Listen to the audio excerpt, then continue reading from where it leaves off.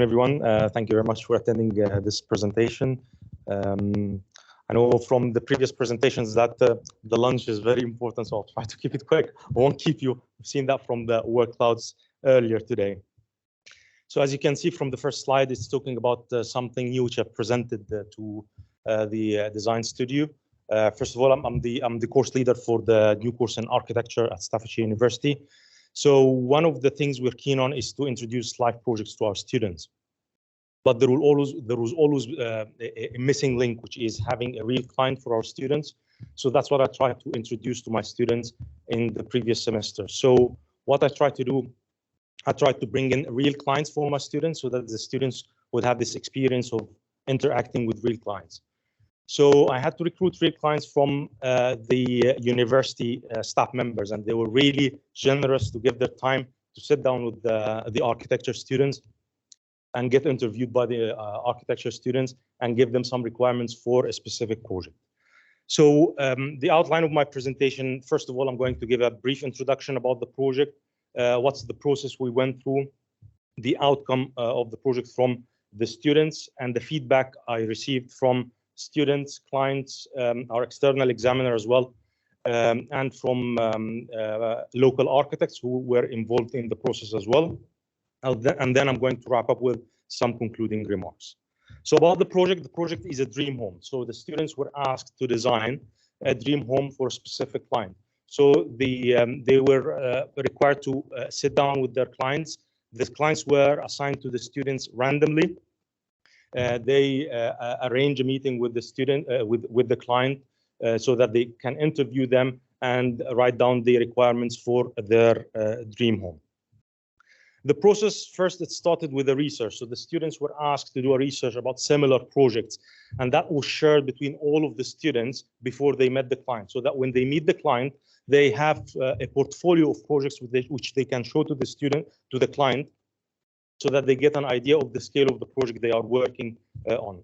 After that, they needed to arrange a meeting with the client where they interviewed him or her and wrote down the requirements. And that concluded with a choice of a site or a location for the project, for the dream home.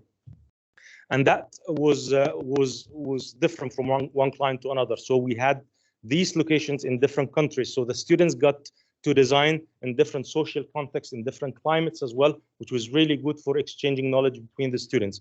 One of our guest speakers, one of the professionals who came to us and gave us a specialist talk about his work, he comes from Longton, but most of his work is in China. So it's really very important for our students to think about how they can design locally as well as design internationally as well. So after they choose the site, they go and start designing the building based on the requirements of their clients.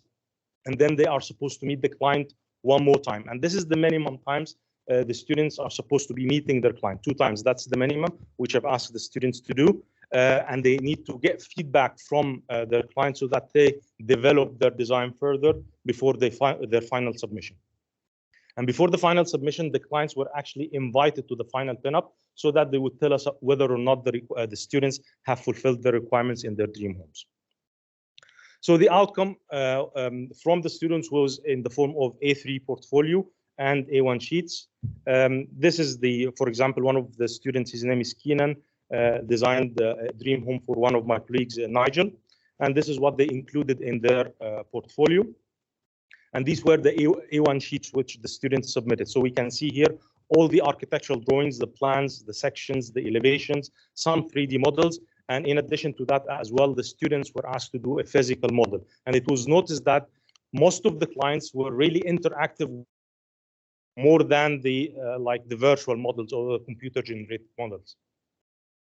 We can see here in this slide that the students were asked to do site analysis where they can see what's the climate in that location, how can they design in response to the climate, as well as the views, and if they have any neighbors. And that was really a good addition to the project in terms of exchanging knowledge between the students. The feedback from the students I made, because that just, it's a first step towards a bigger research. So I just finished that with the students last semester. I just gave them a quick survey, and the survey covered their attendance of different sessions, their communication with the client, the process of developing the design, their expectation for future professional practice, and suggestions for future improvements. So, for example, when it came to their communication with the clients, most of the students communicated at least 2 times with their clients. Most of them agreed that they received feedback which affected their design. And the most important aspect, which the student noticed, is the site, which affected how the design was formulated towards the end. And when it came to whether or not they think they have fulfilled the requirements for the clients, obviously most of the students agreed that they have fulfilled the requirements of their client, and it is actually consistent with the feedback coming from the clients as well. And they all agreed to the importance of interacting with their clients, and that would be a good step for them to be prepared for working in practice after they graduate. The feedback from the clients covered their interaction with the students, the design requirements which they discussed with the students, their expectations, whether or not their interaction with the students is similar to what the students would come across when they graduate. And I collected some information about their views about this process, and most of them come from creative backgrounds, like in the Department of Art and Design. So I asked them about whether or not they would be interested in applying this to their subject areas, and I collected some information from them about their suggestion for future improvements.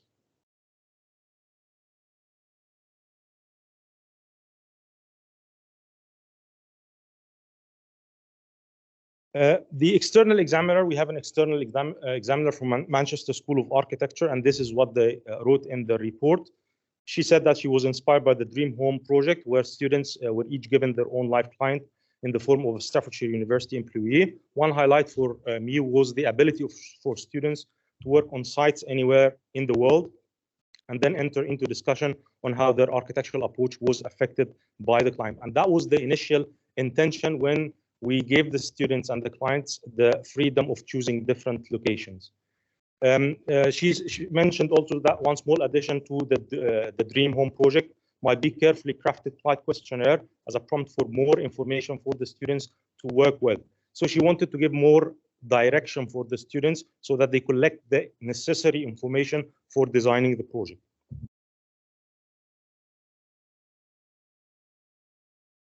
I've also asked the North Staffordshire Society of Architects about their feedback. We are collaborating with the North Staffordshire Society of Architects on many levels. We have their monthly meeting here at Staffordshire University, and they contribute to our design studios as well when they come to crits and pinups. And they said that it is very important to prepare students for meeting clients before they qualify as architects. One of them said that they don't recall going through a similar experience while studying architecture, and he believed that he would have benefited from similar experience. The level of details in the design projects is impressive for year 1 students. I haven't mentioned that, but these are level 4 students. That's their second project, and I personally agreed with that. The level of details which they've included is really impressive. And actually, after they've seen the projects, they offered 2 awards for our students, which was given to our students in their summer party, which took place last month.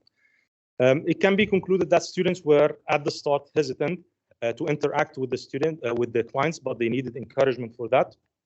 The majority of the students agreed that the feedback from their clients affected the final design, and that was the main objective and the intention when this idea was proposed. Few students faced difficulties in arranging meetings with their clients, which affected developing their projects. And this is something I would consider in the future, because some of the clients were really busy and they were not able to meet the students, and the students did not work on their design until they've met their clients. So this is something we should consider in the future.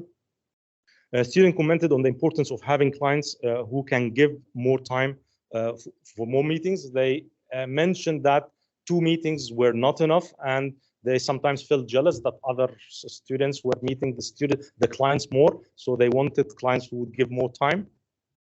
Clients showed genuine interest in the project and were so keen on following up the students' work. I have to say that the staff members were really thinking that they're going to live in that home, so they were really interacting with the students, going into many details of the design. Clients thought that the students came prepared for the meeting, which was really good to know. Some clients wanted students to be more challenging in proposing design solutions, And I think this is attributed to them being at level 4. So they were not actually challenging the requirements. And this is something we expect architects and students who are studying architecture to engage in discussions with their clients, because sometimes the client don't know all the requirements, the design criteria for certain building typologies. The majority of the clients agreed that students fulfill the requirements and they would live in that house. And all clients agreed on the importance of involving real clients in the design studio and recommended continuing this practice. I'd like to thank you all for listening, and I'd like also to thank the staff members who were participating. Like, they were really amazing in their interaction. I want to even name them: Paul, Laura, Hugh, Arta, Janet, Dan, Hamid Reza, Agatha, Nigel, Becky, and Rich. So I would like to ask you for your feedback regarding this experiment which I've done with my students. Thank you.